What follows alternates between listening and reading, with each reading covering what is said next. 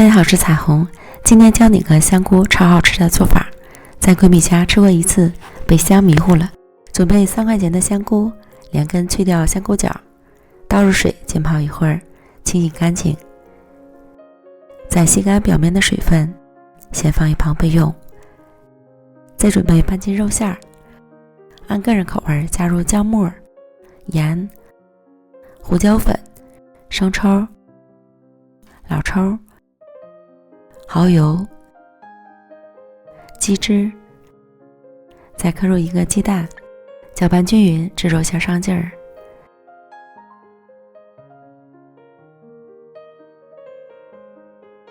再加入适量葱花和香油拌匀。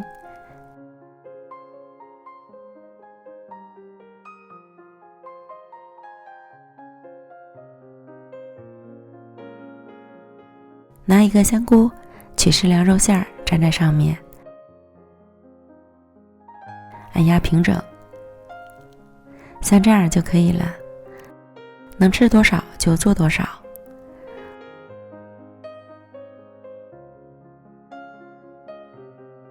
碗里倒入1小包小酥肉粉，加入适量水调成稀糊。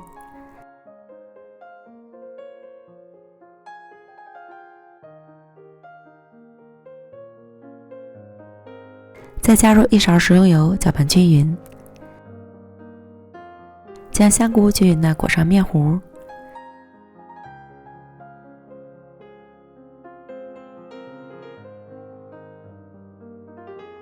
锅中油温烧至6成热，下入锅中，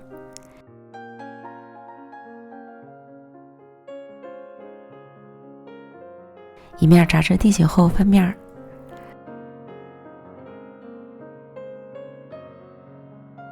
反复勤翻几次面，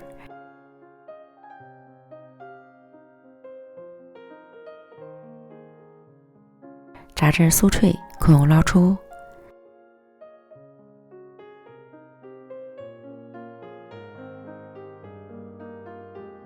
然后再裹一遍面糊，复炸一遍，这样吃起来表皮会特别的酥脆，从而也锁住了香菇的水分。